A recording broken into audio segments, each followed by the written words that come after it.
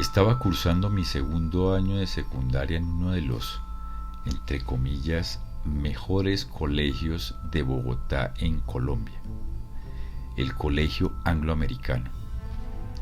Era muy pequeño aún, tenía más o menos como 10 años y en ese momento no era de los mejores alumnos. Es más, ni siquiera era de los regulares. Bien podría decirse que era el peor de los más malos alumnos. Siempre fui un alumno terrible, y no me refiero a ser conflictivo, dañino o un criminal en potencia. Me refiero a que mis calificaciones siempre eran las peores, así de simple. Siempre fui un alumno malo y era una cuestión natural de incompatibilidad entre el sistema educativo, el colegio y por supuesto el personaje que habla. Lo cierto es que era el último día del año escolar en el año 1988. Nos reunieron en el salón de clase a todos los alumnos del curso. La profesora Pilar, que así se llamaba, me acuerdo, se paró delante de todos y hacía los reconocimientos a cada niño. Nombraba a cada uno de los alumnos desde los más destacados, pasando por el montón de regulares y así sucesivamente hasta los malos, hasta los terribles y en su momento llegaría al fondo, hasta los peores. A cada uno le decía qué puesto había ocupado entre todos. Por supuesto, el primer llamado era el puesto 1, le entregaba su diploma, una medallita y así progresivamente hasta los menos agasajados, de los mejores a los peores. Un sistema bastante arcaicamente pedagógico. Una locura. Una competencia absolutamente salvaje. Lo cierto es que uno por uno los alumnos iban acabando y la profesora no mencionaba mi nombre. La señora no me mencionaba. Por supuesto, cada nombre que mencionaba era una posibilidad menos y un aumento de mi angustia. De pronto dio un suspiro profundo y dijo mi nombre y apellido. Lo dijo como con cierta resignación. Era el último, el peor de todos. Delante de todos me decía que había reprobado el año escolar, que debía volver a cursarlo y que el colegio no me aceptaría para repetirlo. El colegio me estaba echando. Era una cosa absolutamente tremenda. A los 10 años estaba experimentando lo que era estar siendo avaleado por 30 y tantos alumnos y una profesora mientras yo estaba parado en el patíbulo. Tenía la mirada de todos encima. Había perdido el año y la institución me hacía a un lado. La verdad quería morirme. Tenía mucha vergüenza y me sentía el peor ser humano. No sabía bien qué hacer o cómo actuar. Recuerdo muy bien que me sentía como inútil, tonto, como inservible. Todos celebraban, reían.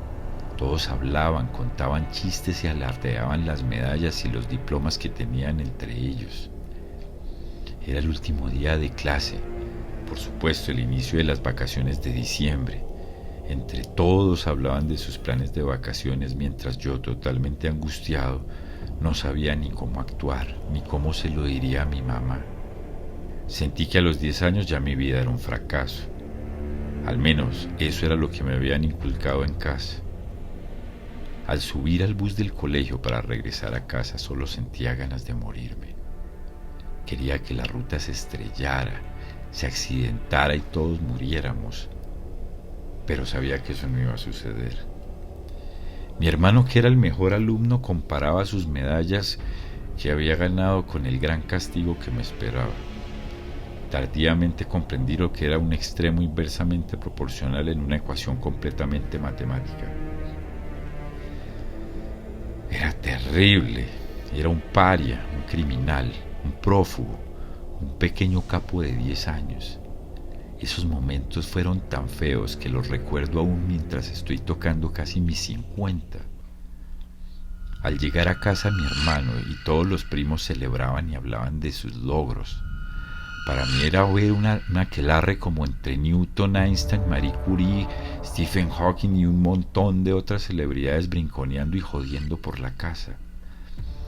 Recuerdo muy bien el sabor del pánico, la tensión, la frustración y no sabía bien cómo actuar. ¿Cómo carajo se lo iba a decir a mi mamá? Cuando estaba frente a ella podía escuchar los latidos de mi corazón en mi garganta. Nunca olvidaré cuando mi madre y mi abuela me preguntaron por mis resultados. ¿Cómo le fue? Me contuve. Tomé aire y les dije que había reprobado y que no sería recibido para el siguiente año escolar. Un silencio llenó la sala de la casa y sus rostros traducían lo que vendría. Un segundo patíbulo. Por supuesto, los regaños, castigos y maltratos nos hicieron esperar y terminé castigado. Era el único que había reprobado el año y había sido echado del colegio, tanto del salón como de toda la familia. Hice moñona completa y por supuesto no tenía mucho que exigir, así que cualquier castigo lo aceptaría. Por iniciativa de mi abuela me encerraron en una habitación durante todas las vacaciones y no me permitían salir. Me habían dejado unos cuadernos y unos libros y a ponerme al día porque el año siguiente debía estar listo para repetir. Una penitenciaría con sabor a hogar. Era un castigo durísimo, pero no escribí ni una sola letra. No hice ningún ejercicio ni hice absolutamente nada y sabía que no haría eso desde un principio. Mi abuela en ese momento aún estaba en vida y me acuerdo cuando me dijo: a su hermano lo vamos a mandar fuera del país como premio y usted se tiene que quedar todas las vacaciones. Yo creo que salivaba y quizás sentía cierto placer diciéndome eso. Lo mandaron a la capital de Ecuador, Quito. Honestamente en ese momento no sabía dónde era Quito ni tampoco comprendía mucho de capitales, ciudades o países. Geografía era parte del paquete de asignaturas que había reprobado, por supuesto. El tema es que pude ver cuando salieron de la casa con las maletas, tomaron un taxi en la calle y se fueron hacia el aeropuerto. Qué sensación tan maluca la que tuve al ver eso. Lo cierto es que me tocaba quedarme encerrado. Acaté el castigo y por supuesto no podía exigir nada. Un día, escarbando debajo de la cama donde pasaba mi castigo escolar, encontré unos libros y entre esos un atlas geográfico. Era un libro de gran tamaño. La verdad, poco de geografía sabía y no estaba muy interesado, ya saben, era el más vago de todos los alumnos. Sin embargo, lo abrí y me puse a pajarear y a ver mapas durante horas. No tenía más que ese libro, así que no tenía mucho de dónde divertirme. Localicé dónde habían llevado a mi hermano y con mi dedo medía más o menos la distancia entre Bogotá y Quito. Ahí empezó a interesarme el tema de la geografía. Recuerdo bien que pensé muy lúcidamente: esto no va a durar para siempre. Pronto vas a salir de este castigo y tendrás que repetir el año. Y quizá pierdas muchos más. Así que vas a planear un viaje mucho más lejos. Uno que nadie imagine. Lejísimos. Algún día saldré de este encierro y lo haré. Por supuesto que no tenía ni un centavo. No sabía qué era eso. No había salido del país y mucho menos sabía cómo moverme de un país a otro. Solo era un niño soñando. Lo más parecido a mi maleta, a una maleta de viaje, era mi maleta con los cuadernos. Lo único que tenía era un sueño en las manos. Pero me puse a investigar y a hacerlo. Me puse a planear mi viaje. Así que puse mi cassette de Pink Floyd del disco Animals. Tomé un papel mantequilla que me habían dejado para estudiar, ese que se usa para calcar. Puse el atlas debajo y calqué el mapa de Sudamérica. Mientras sonaba la canción Dogs, el lápiz pintaba la ruta que seguiría y que me prometí a mí mismo que algún día llegaría. No sabía cómo ni cuándo, pero cuando el lápiz terminó el trazo, había llegado al punto final elegido: Buenos Aires, en Argentina. Lo miraba y me sentía orgullosísimo de haberlo hecho. Me sentía realizado con mi mapa, con la ruta que haría algún día. Guardé ese mapa por años. En ese momento no sabía lo que había hecho, pero había cerrado un trato conmigo mismo. Y tardé tiempo, muchos años después, mis pies estaban recorriendo lo que años atrás me había trazado. Estuve donde me lo había prometido. En ese encierro, sin saberlo, había hecho un pacto conmigo mismo para volverme viajero solitario. Y años después ya sabía más de geografía, de pasaportes y de fronteras. Aprendí a amar viajar. Aprendí a hacer mis maletas, a planear, a aprender idiomas y a hablar en lenguajes desconocidos, ir de aeropuerto en aeropuerto, a lidiar con el jet lag, a hacer malabares con los usos horarios y a caminar por el otro lado del mundo. Ese encierro no me dejaba salir de una habitación, pero no pudieron detener ni mi instinto ni mi corazón. Mi mente se fue volando como un ave migratoria. Aprendí que viajar es una forma hermosa de entender la vida, la naturaleza y sobre todo a estar conmigo mismo. Viajando aprendí sobre geografía, historia, idiomas y aprendí lo que era realmente estudiar. Aprendí que no nací para ser un alumno y que viajar me enseñó bien lo que es ser un buen estudiante. Nunca fui alumno, pero sí un buen estudiante. El alumno más vago se convirtió en un gran estudiante que lo único que sabe es que caminando es que se aprende. Del encierro a hoy he conocido más de 80 ciudades de América, Asia, África y Europa. He podido visitar más de 45 países y contando.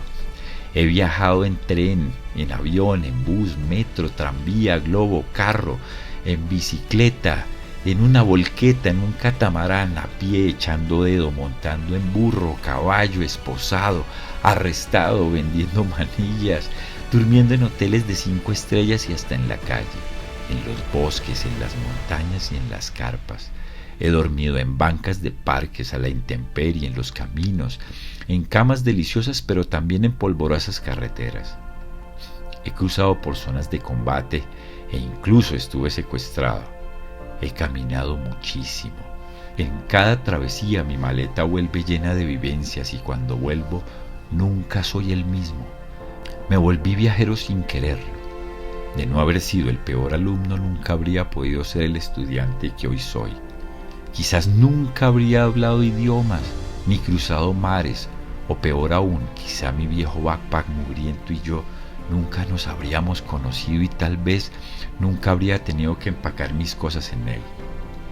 Viajar es una forma bellísima de encontrar el mundo, de aprender de los humanos, los animales, las estrellas, los mares, las aventuras y a explorarme sobre todo a mí.